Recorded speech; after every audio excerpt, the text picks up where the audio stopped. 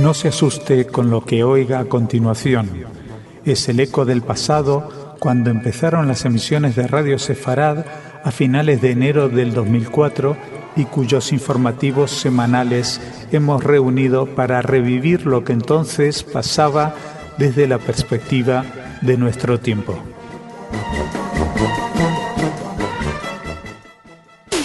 En Radio Sefarad, noticias. Bienvenidos. Comenzamos hablándoles del triunfo de Mahmoud Abbas en las elecciones a la presidencia de la Autoridad Nacional Palestina. Mahmoud Abbas obtuvo el 62,3% de los votos frente al 20% obtenido por su más inmediato rival político, Mustafa Barghouti.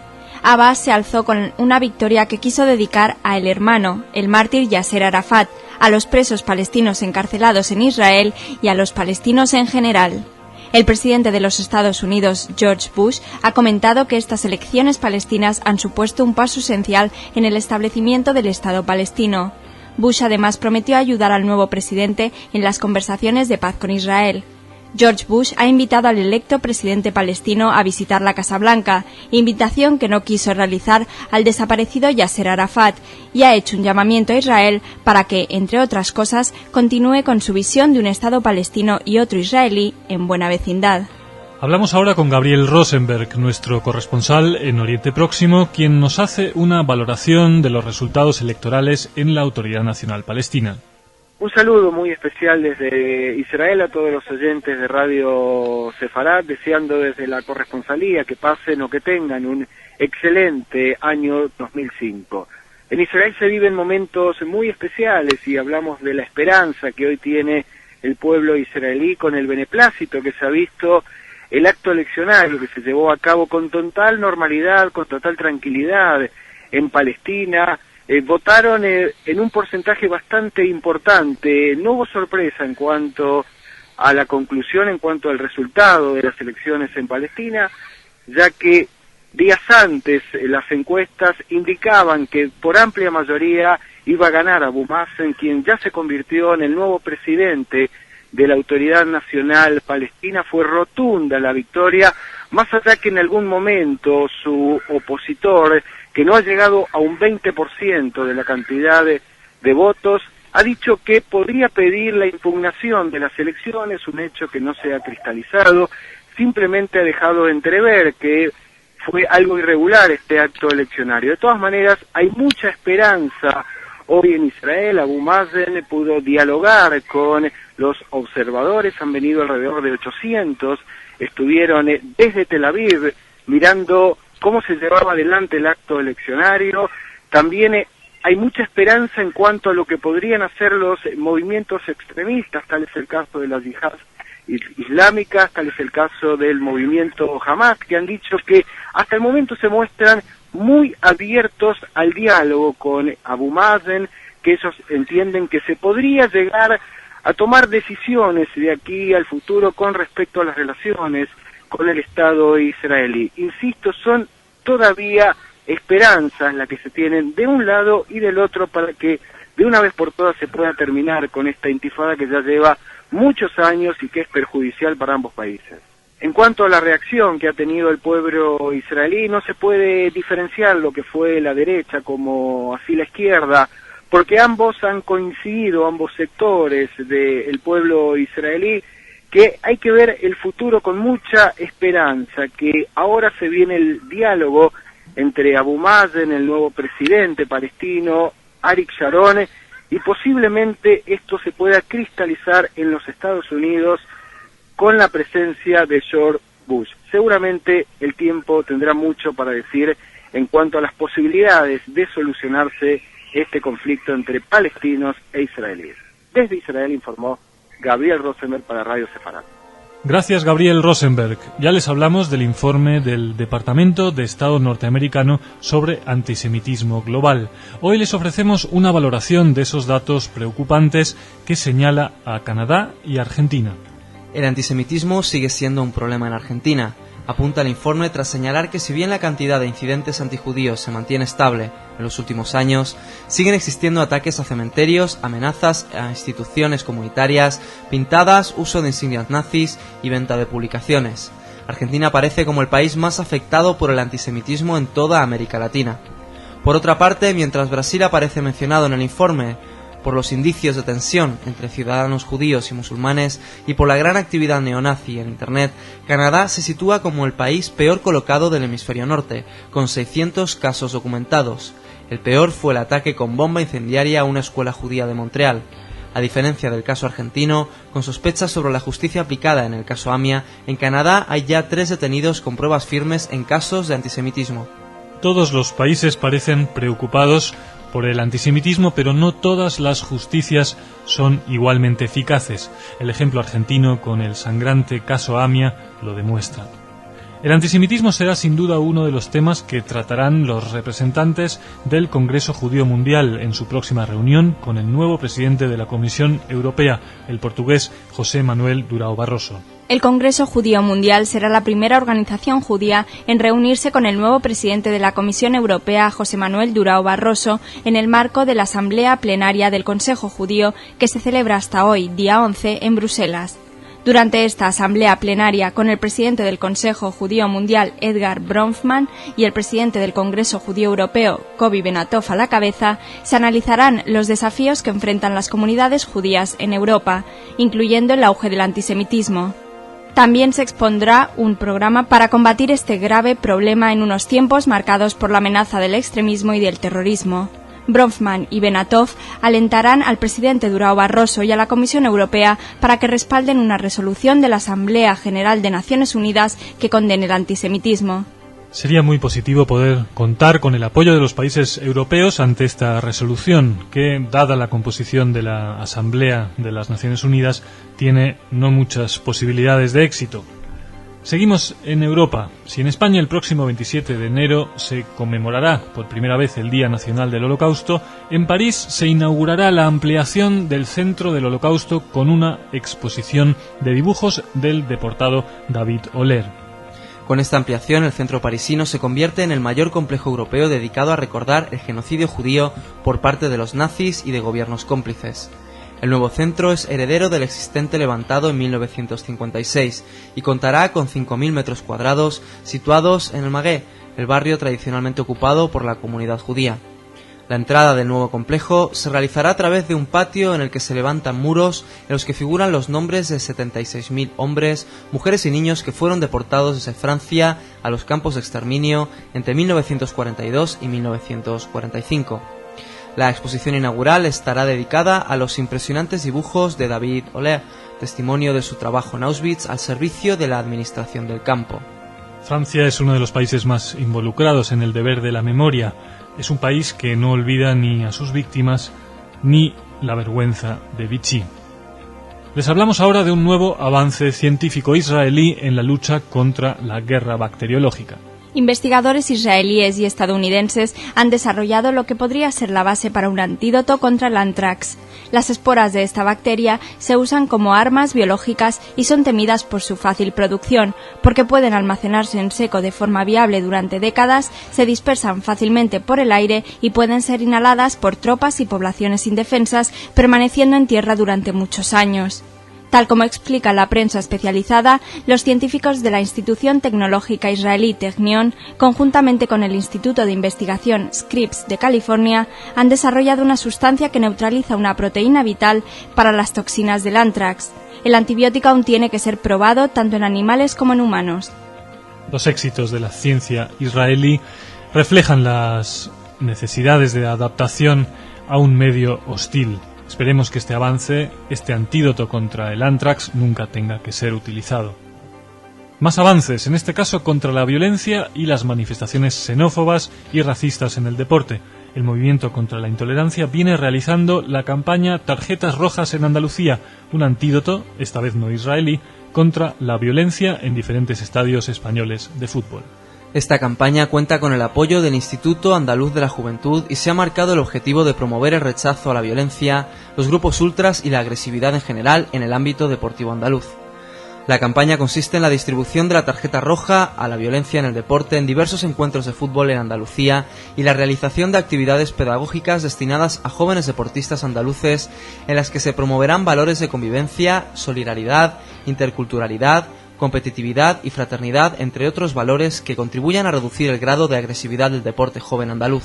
El movimiento contra la intolerancia distribuirá 200.000 tarjetas, 100.000 pegatinas y 10.000 carteles en encuentros deportivos, equipos de categorías juveniles y centros de juventud. Este movimiento de nuevo le mete un gol a la intolerancia. Ahora lo hace en el ámbito del deporte, pero esta ONG española lleva más de una década comprometida con la protección de valores fundamentales en la sociedad española y, lo que es más importante, implicando a muchos jóvenes en su lucha. Mañana más información. Gracias por elegirnos. Shalom.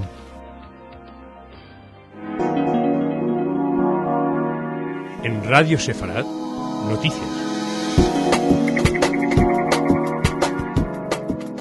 Bienvenidos a la síntesis de noticias de Radio Sefarad. Antes de hablarles de las primeras reacciones internacionales al triunfo de Mahmoud Abbas en las elecciones de la Autoridad Nacional Palestina, les contamos que el Congreso español da luz verde al referéndum sobre la Constitución Europea. El Pleno del Congreso ha otorgado hoy su autorización a la convocatoria del referéndum consultivo para la ratificación del Tratado de la Constitución Europea, cuya celebración está prevista para el 20 de febrero. Este trámite, que requería mayoría absoluta, se ha cumplido por unanimidad, ya que todos los partidos mostraron su acuerdo con la realización de la consulta, si bien algunas minorías, como Esquerra Republicana de Cataluña, Izquierda Unida, Iniciativa per Catalunya, Els Verds o el Bloque Nacionalista Galego, tienen anunciado su voto en contra de la Constitución Europea. Por su parte, el presidente Zapatero ha afirmado que el resultado de la consulta del día 20 de febrero será vinculante para ratificar o no el texto constitucional europeo. Luz verde para un referéndum sobre una constitución que la mayoría de los españoles no conocen más allá de su existencia. Será interesante saber el nivel de participación de los ciudadanos en esta consulta y si seguirán el dictado de los dos grandes partidos políticos que abogan por el sí. Los palestinos le han dicho sí a Mahmoud Abbas. Nuestro gobierno ya le ha felicitado. El gobierno de José Luis Rodríguez Zapatero ha hecho llegar su felicitación al presidente electo Mahmoud Abbas, al igual que lo hiciera ya el máximo representante de política exterior de la Unión Europea, Javier Solana. Solana, que fue recibido por Abbas en la Mucata, calificó los comicios de momento histórico y anunció que la Unión Europea apoyará a los palestinos política y económicamente, porque tenemos que trabajar juntos para hacer realidad el sueño de muchas personas y lograr la solución de dos estados para resolver el conflicto palestino-israelí. Por su parte, el primer ministro israelí Ariel Sharon telefoneó al presidente de la Autoridad Palestina para felicitarle por su éxito electoral. Ya ha trascendido que las autoridades israelíes y palestinas negocian una reunión entre ambos líderes. Aún no se conoce la fecha exacta del encuentro, pero se presume que se realizará en los próximos días. Que los dos líderes se reúnan con prontitud parece un buen síntoma de lo que pueden ser las relaciones a partir de ahora entre la Autoridad Palestina y el Estado de Israel. Esperemos que este encuentro y los futuros no se queden solo en declaraciones institucionales y logren un acercamiento real a esa paz tan deseada. De declaraciones y de paz les hablamos en nuestra próxima noticia, que tiene también como protagonista a Mahmoud Abbas. Extendemos una mano a nuestros vecinos. Estamos preparados para llegar a una paz justa y esperamos que la respuesta sea positiva. Estas son las palabras del electo presidente de la Autoridad Nacional Palestina, Mahmoud Abbas, a quien el líder del Partido Laborista Israelí, Shimon Peres, calificó como un hombre sabio, moderado y con experiencia. Por su parte, el canciller israelí Silvan Shalom anticipó que Israel está listo para iniciar negociaciones, pero que esperan hechos más que palabras. Mientras tanto, militantes palestinos de Hamás lanzaban desde la Franja de Gaza misiles de fabricación casera y disparos de mortero contra asentamientos judíos y la ciudad israelí de Sderot. En un comunicado publicado en su página web, el brazo militar de Hamás, las brigadas Sedin al-Qassam, advierten que seguirán bombardeando los asentamientos judíos hasta la total expulsión de sus ocupantes. El electo presidente de la Autoridad Nacional Palestina, Abbas, habla de paz y Hamás sigue con su discurso violento. Abbas tendrá que demostrar que está dispuesto a ir más allá de las palabras, que es necesario llegar al cese de la violencia por parte de Hamás y los otros grupos terroristas. De Abbas depende ahora el control de esos que no desean la paz con Israel. Esta cuestión será una de las que se tratarán en la conferencia que promueve Tony Blair, con el futuro de Oriente Próximo como tema principal. El primer ministro británico Tony Blair ha confirmado que se mantendrá en Londres una conferencia sobre la reforma palestina a principios del próximo mes de marzo. Blair considera que esta reunión motivará la vuelta del presidente norteamericano George Bush a la hoja de ruta e impulsará los acuerdos de paz entre israelíes y palestinos. La conferencia estará centrada en las reformas políticas, económicas y de seguridad de la Autoridad Nacional Palestina y en ella participarán representantes del cuarteto que secundó la hoja de ruta, la Unión Europea, Estados Unidos, Rusia y Naciones Unidas, así como delegados de otros estados, incluidos los árabes. Israel no estará representado. Según diferentes analistas, la no presencia de Israel en esta conferencia no tiene la intención de boicotear la reunión, sino evitar al gobierno Sharon presiones públicas. Presiones sufre también Tony Blair, quien, afirman, con su reciente y fugaz visita a la zona y esta iniciativa, intenta refutar a quienes le acusan de falta de independencia con respecto a Estados Unidos en lo tocante a Medio Oriente y el mundo árabe. El primer ministro israelí, Sharon, su gobierno, centra nuestra próxima noticia. La Knesset aprobó el nuevo gobierno de coalición de Sharon por solo 2 votos de diferencia, 58 contra 56, con 6 abstenciones. Este nuevo gobierno garantiza al primer ministro la mayoría parlamentaria necesaria para llevar a cabo su plan de desconexión de Gaza y Cisjordania. El líder laborista Shimon Peres ocupará el cargo de segundo viceprimer ministro junto con Ehud Olmert del Likud. En la votación, Sharon contó con el apoyo de los laboristas de Shimon Peres, coaligados en un gobierno donde, como ya les informamos, también está integrado el partido ortodoxo Judaísmo Unido de la Torá. Mientras en el interior del Parlamento se aprobaba el nuevo equipo de gobierno de Ariel Sharon, en el exterior unas 20.000 personas se congregaron para rezar contra el plan de desconexión. La convocatoria fue realizada por 2 ex grandes rabinos, Abraham Shapira y Mordejai Eliyahu. Los rezos de los que no aprueban su plan de desconexión no parecen ser el principal problema al que se enfrenta Ariel Sharon. La próxima votación de los presupuestos para el 2005 es otro reto para este primer ministro que parece decidido a llevar a cabo sus planes incluso en contra de gran parte de su propio partido y pese a quien pese. Frente a todos, exigiendo justicia, siguen también los familiares y afectados por el caso Amia. Desde Israel llegan noticias esperanzadoras. El canciller argentino Rafael Bielsa despidió su viaje por Oriente Medio con un encuentro en Tel Aviv con su homólogo israelí Silvan Shalom, quien le habló de la preocupación de su país por el futuro de la causa Amia. Israel ofreció asistencia a la investigación del atentado ocurrido hace 10 años con el envío de un equipo de agentes del servicio de inteligencia israelí Mossad. Además, los israelíes han indicado que disponen de nuevos elementos y trabajan sobre una hipótesis que, aunque no ha sido revelada, podría aportar novedades a la causa que ahora lleva el juez Rodolfo Canicova. Durante la reunión, los representantes argentinos recordaron la ratificación de busca y captura de 9 diplomáticos iraníes, que hace pocos días se produjo en el cuartel general de la Interpol en Lyon. Nos situamos ahora en Alemania. El arzobispo de Colonia ha pedido perdón. Les contamos por qué. El arzobispo de Colonia, el cardenal Joachim Meissner, se ha disculpado por comparar el aborto con los crímenes del nazismo y el stalinismo en su homilía durante las pasadas fiestas navideñas. Según declaró Meissner, de haber sospechado que su referencia a los crímenes de Adolf Hitler podía ser malentendida, hubiera prescindido de la mención al dictador nazi. Esta disculpa se produjo tras las quejas del cogubernamental Partido de los Verdes, de varias asociaciones cristianas laicas y del presidente del Consejo Central de los Judíos en Alemania, Paul Spiegel, quien dijo que Meissner había insultado a millones de víctimas del Holocausto al comparar el genocidio nazi con el aborto, y se mostró dispuesto a recurrir a medios legales si el cardenal no se retractaba. Por terrible que desde una concepción religiosa pueda parecer la idea del aborto, banalizar el Holocausto no tiene justificación. Que se haga en Alemania y de esta manera bien merece la rápida y exitosa reacción que ha causado.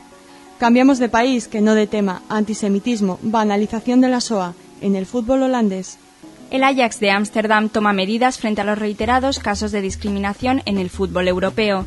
Según declaró el presidente del equipo, John Jaake, el uso de judío como sinónimo de seguidor de Ajax o simplemente del Ajax podría originar una reacción antisemita de los hinchas rivales, pero aseguró estar convencido de que no hay sentimientos antisemitas entre los seguidores de su club.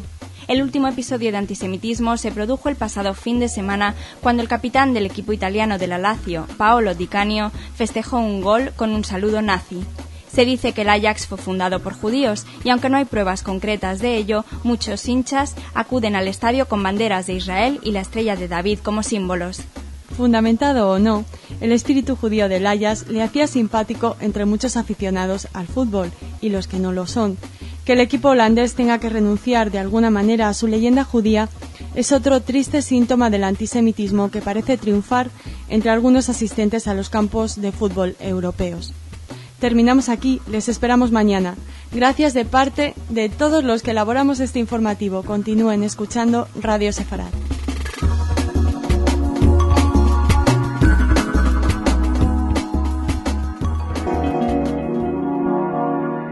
En Radio Sefarad, noticias.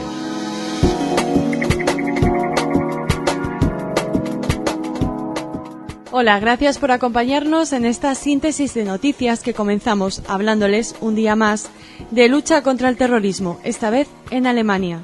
La Fiscalía de Múnich emitió un total de 50 órdenes de registro de domicilios, locutorios y mezquitas, por sospechas de apoyo logístico a grupos terroristas de corte islámico y reclutamiento de militantes. 700 agentes de la policía y de los servicios secretos alemanes mantienen abierta una operación en la que ya se han detenido a 14 miembros de una supuesta célula terrorista. Los detenidos están acusados de haber elaborado documentación falsa para sus militantes y de apoyar a otros grupos ideológicamente afines. Por toda Europa continúan los esfuerzos por controlar el proselitismo islamista y a sus líderes. En el caso alemán, además, esta lucha es fundamental. No hay que olvidar que junto a España, Alemania es una de las grandes bases de operaciones del terrorismo islámico en Occidente. No podemos abandonar el tema. Más terrorismo en Gaza. Han muerto un civil israelí, 2 miembros de Hamas y 3 militares han sido heridos. Un civil israelí fue asesinado y un oficial y 2 soldados del ejército israelí heridos tras una explosión al paso de un jeep del ejército que patrullaba en las cercanías del asentamiento de Morak, al sur de Gaza, ayer miércoles. Las brigadas Al-Quds, brazo armado de la Yihad Islámica, han reconocido la autoría del atentado. Los soldados desplazados hasta el lugar del ataque encontraron otras 6 bombas y descubrieron a 2 terroristas implicados que huyeron al ser disparados. No se descarta que pudiera haberse tratado de un ataque suicida. Horas antes, 2 miembros de Hamas fueron muertos en un cruce de fuego con fuerzas de seguridad israelíes al este de Ramallah. Hamas no parece dispuesta a dejarnos soñar con la paz. La organización terrorista declara su intención de no desarmarse. Mahmoud Abbas no tiene autoridad para ordenar el cese de los ataques contra Israel, ha declarado Mahmoud Zahar, uno de los dirigentes de Hamas en la Franja de Gaza. Zahar ha añadido que Hamas no se plantea entregar las armas a la autoridad palestina, sino que pide a Abbas que proteja a los palestinos de lo que ha denominado reiteradas incursiones de las fuerzas de ocupación. Mahmoud Zahar afirmó que Hamas podría reunirse en breve con Abbas. También lanzó un mensaje a Mahmoud Abbas al decir que las elecciones presidenciales de la autoridad palestina solo permitieron elegir un presidente para la autoridad palestina, no para el pueblo palestino. El máximo enemigo de Abbas es interno, los terroristas palestinos, aunque el ahora presidente en plena campaña electoral gritara aquello del enemigo sionista, siempre tan socorrido como mensaje a la masa enfervorecida. Seguimos en la zona. Les hablamos ahora del plan de desconexión de Sharon en datos. 8.000 colonos de 21 asentamientos de la Franja de Gaza y 4 de Cisjordania serán evacuados en una operación que llevarán a cabo 5.000 policías y soldados israelíes. El plan comenzará el próximo mes de julio y durará 2 meses. Su implementación dejará desprotegidas a 46 poblaciones israelíes del Negev, siendo estas posibles objetivos de los Qassam palestinos lanzados desde la Franja de Gaza o de infiltraciones vía túneles. Ante esta posible amenaza, un comité interno de la Knesset ha solicitado al gobierno que provea de financiación para la protección de dichas comunidades que estén hasta 20 kilómetros de la Franja de Gaza. El plan de desconexión es un paso esencial para el éxito de las conversaciones de paz israelo-palestinas, y sacrificar ciertas cuotas de seguridad en un primer momento tal vez sea uno de los precios a pagar por la seguridad para el futuro. De cualquier manera, los efectivos que avalan la seguridad de los colonos bien podrán proteger de previsibles ataques a las nuevas zonas fronterizas. Más sobre Israel y sobre financiación. Se han aprobado los presupuestos de 2005 en el Parlamento israelí. La Knesset ha aprobado los presupuestos generales en la primera de las 3 votaciones, manteniendo, según lo previsto, el plan del primer ministro Ariel Sharon de retirada de la Franja de Gaza este año.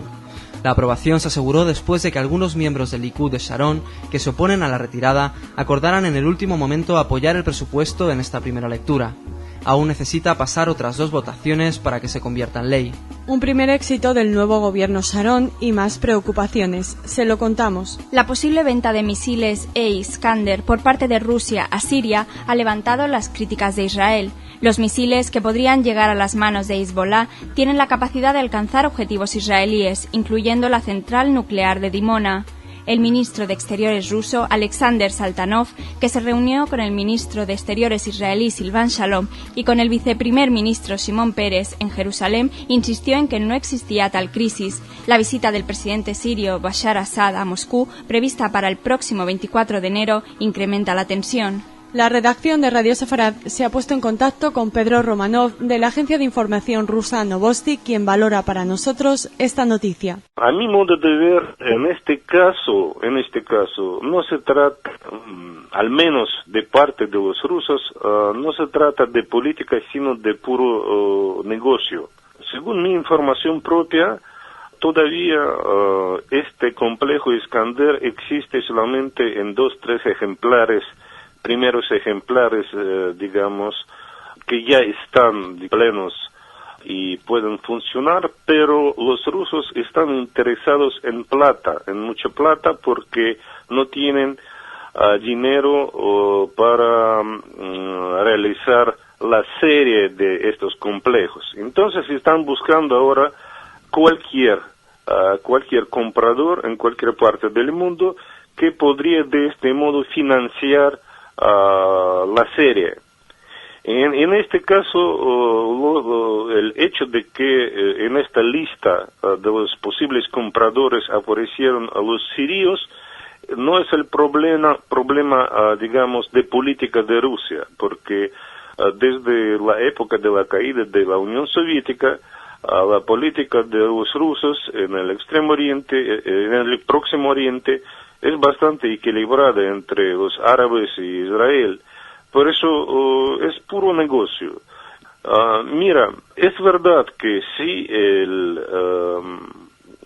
complejo Iskander, los sirios van a colocar en la zona de Golán, en este caso prácticamente todo el territorio de Israel va a estar cubierta, digamos, por estas cohetes, y teniendo en cuenta la precisión de estos cohetes hasta 20 metros, claro que es un peligro real, sin duda alguna, eso indiscutible.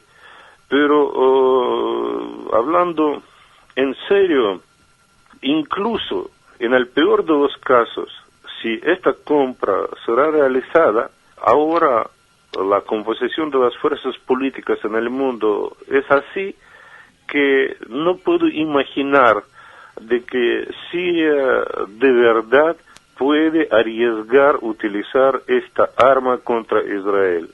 Nadie va a permitir, y en primer término la misma Rusia. Gracias, Pedro Romanov. Seguimos ahora con una información positiva. El secretario general de la Organización de Naciones Unidas, Kofi Annan, ha anunciado que convocará una sesión especial de la Asamblea General para conmemorar el 60 aniversario del fin del nazismo. La celebración tendrá lugar el próximo 24 de enero y se prevé la participación de más de un centenar de naciones.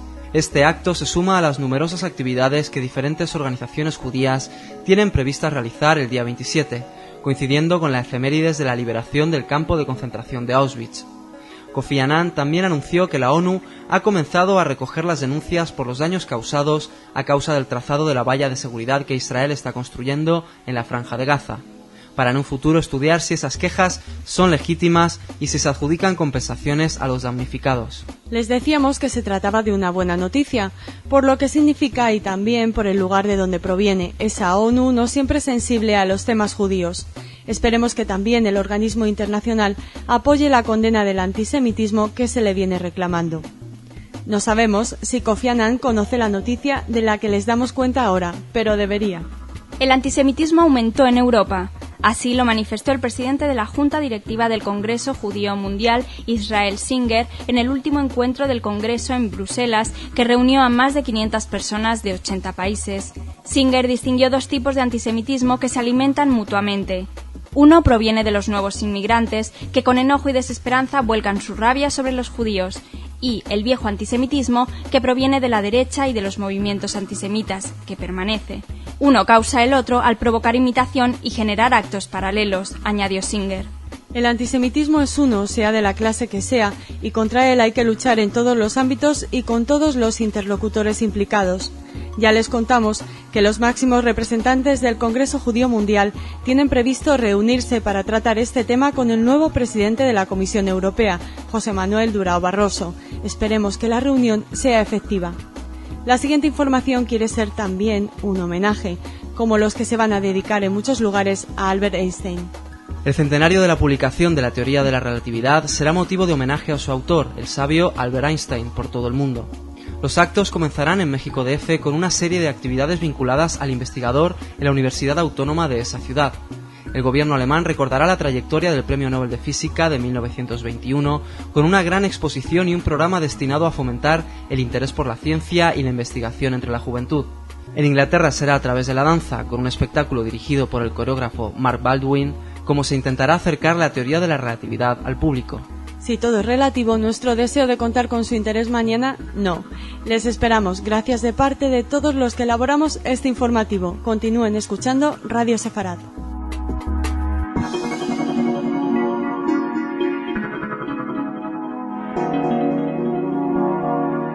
En Radio Sefarad, noticias.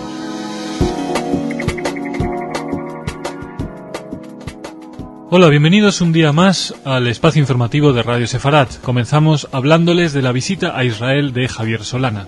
El máximo representante de Política Exterior y Seguridad Común de la Unión Europea, Javier Solana, ha manifestado que las elecciones palestinas han revelado la madurez del pueblo palestino y han creado grandes expectativas para la paz. Solana reconoció que Israel se comportó bien durante la jornada electoral y que las elecciones han suscitado esperanzas que espero que se concreten. Este es mi sueño. El diplomático español se reunió con el primer ministro israelí Ariel Sharon, el ministro de Exteriores Silvan Shalom y el ministro de Defensa israelí Shaul Mofaz, además de hacerlo con los dos viceministros israelíes Pérez y Ehud Olmert. Solana cierra así una gira por la zona que comenzó el pasado domingo con una visita a la capital jordana, Amán, y a la ciudad cisjordana de Ramallah, donde el representante de la Unión Europea supervisó los comicios palestinos. Israel se comportó bien.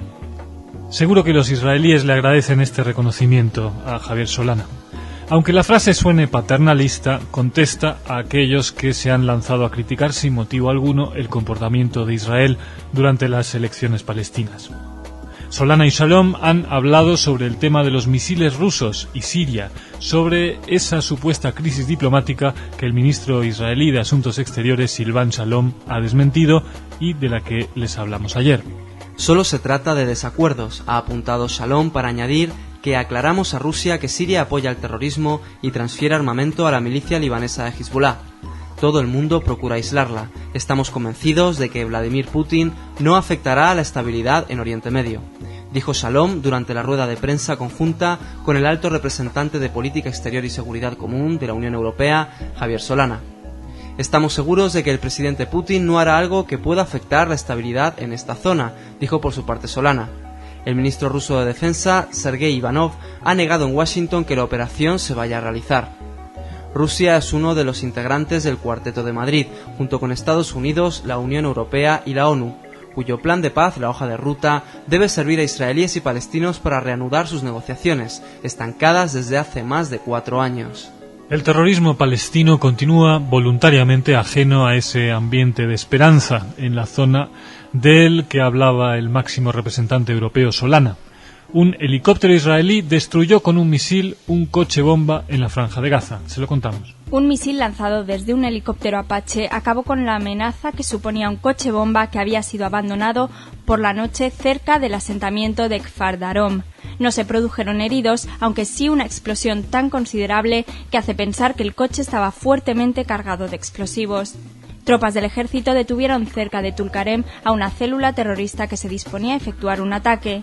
Un militante de Hamas ha resultado muerto al enfrentarse a miembros del ejército en el campo de refugiados de Al-Bureik, mientras un civil palestino moría a consecuencia de las heridas producidas al estrellarse su coche tras no respetar el alto de los soldados israelíes durante una operación militar al norte de Gaza. Los de Hamás ya han dicho que no respetan la autoridad de Mahmoud Abbas para desarmarse y siguen gritándolo con sus acciones violentas. Las elecciones legislativas del mes de julio en la autoridad palestina pueden suponer un buen medidor del apoyo que reciben por parte de la población estos terroristas, que son el principal obstáculo para lograr la paz. Un obstáculo para la democracia es Jean-Marie Le Pen, por, entre otras cosas, hablar en positivo de la ocupación alemana de Francia. El ministro de Justicia de Francia, Dominique Perben, ha anunciado que llevará ante los tribunales al político de derecha Jean-Marie Le Pen por sus declaraciones revisionistas. Le Pen, de 77 años, señaló que quedaba mucho por decir de la ocupación nazi de Francia. En particular expresó que la Gestapo fue una policía protectora de la población y la ocupación menos inhumana que en el resto de Europa. Para el ministro Perben, las expresiones del presidente fundador del partido, Frente Nacional, constituyen una ofensa contra las víctimas del nazismo, sus familiares, los luchadores de la resistencia y los deportados. En el pasado, Le Pen definió las cámaras de gas y los campos de exterminio nazi como detalles de la historia. Le Pen olvida o quiere olvidar algunos episodios particularmente cruentos de la presencia alemana en Francia, como los fusilamientos en masa de civiles en represalia por la muerte de militares nazis y sobre todo la deportación a campos de exterminio por cuenta de la Gestapo de 75.000 judíos franceses, de los cuales sobrevivieron menos de 2.500. La siguiente noticia también nos habla del régimen nacionalsocialista, en este caso del robo de obras de arte por parte de los nazis. Por primera vez, la comisión que asesora al gobierno alemán sobre las obras de arte confiscadas o perdidas por judíos durante el Tercer Reich ha recomendado que se devuelvan varios cuadros que se encuentran actualmente en museos germanos. Los asesores estiman que procede devolver 4 obras a la familia del coleccionista judío Julius Freund, al considerar que se vio obligada a venderlas por la precaria situación económica en la que el régimen nazi le había dejado. Tras su estancia en el Museo del Führer de la ciudad de Linz, los cuadros pasaron a manos de los aliados y finalmente quedaron bajo tutela del gobierno federal alemán, que los repartió en varios museos. Por su parte, los bancos suizos publicarán una lista adicional con otros 3.100 nombres de dueños de cuentas bancarias, víctimas del Holocausto. Una noticia positiva, aunque tardía. Han pasado muchos años y muchas luchas por parte de los damnificados y sus descendientes para recuperar sus obras de arte y no solo por su valor material. Harry el Nazi. Bajo este titular apareció el hijo pequeño de Carlos de Inglaterra en una foto disfrazado con el uniforme nacionalsocialista. El príncipe Enrique ofreció disculpas tras el escándalo desatado por la publicación en el diario Sun de unas fotos donde aparece vestido con un uniforme nazi en una fiesta de disfraces. El príncipe Harry se ha disculpado por cualquier ofensa o vergüenza que haya causado. Reconoce que fue una mala elección de disfraz. Se lee en un comunicado emitido por Clarence House, la residencia oficial del príncipe. El Consejo Judío Británico manifestó que aunque el joven príncipe se encontraba en una fiesta de disfraces, el atuendo elegido había sido de mal gusto. La fotografía fue tomada el pasado fin de semana en Wiltshire, donde el príncipe Enrique acudió a una fiesta de cumpleaños a la cual tenía que ir con una vestimenta divertida, y en la que también se encontraba el príncipe Guillermo con un disfraz de león. Una vestimenta divertida. Nos preguntamos qué elegirá vestir Harry en el desfile al que todos los años acude la familia real británica como homenaje a los muertos y veteranos de la Segunda Guerra Mundial, muchos de ellos judíos. ¿Sobre qué traje llevará la simbólica amapola? Nos situamos ahora en España. Ya ha sido convocado el premio Samuel Toledano 2005. El Samuel Toledano otorgará 2 premios, cada uno dotado con $15.000, a 2 investigadores, uno israelí y uno español, cuyas obras traten de los judíos de España y en la diáspora sefardí, su historia y patrimonio cultural, las relaciones entre judíos, cristianos y musulmanes en España o las relaciones entre España e Israel en la actualidad. En la pasada edición fueron galardonados el doctor Gonzalo Álvarez Chillida por su libro El antisemitismo en España, la imagen del judío 1812-2002 y el doctor Amos Dodi por su obra Estudios sobre la tradición lingüística de los judíos españoles antes de la expulsión. Terminamos con una hermosa iniciativa, la que ha tenido el Ayuntamiento de Córdoba para despedir el año Maimónides. Oh Dios, llena mi alma de amor por mi arte y por todas las criaturas. Así empieza la célebre oración de Maimónides que el sabio cordobés pronunciaba antes de ejercer su profesión como médico. En ella Maimónides expresa su respeto hacia la medicina, sus pacientes y su compromiso de curar con la ayuda de Dios. Ahora, y gracias a una idea del ayuntamiento de la ciudad donde nació el Rambam, todos los médicos cordobeses han recibido un pergamino con la oración de Maimónides en sus casas o centros de trabajo. Con esta iniciativa, el Ayuntamiento de Córdoba ha querido homenajear a Maimónides al finalizar el año del 800 aniversario de su muerte. Felicidades a Córdoba por esta iniciativa, también en el año en el que la ciudad natal de Maimónides preside la red de juderías. Allí tenemos numerosos oyentes a quienes esperamos, como a todos ustedes, en la próxima edición de nuestra síntesis de noticias. Que descansen este fin de semana y nos elijan para acompañarles. Shalom.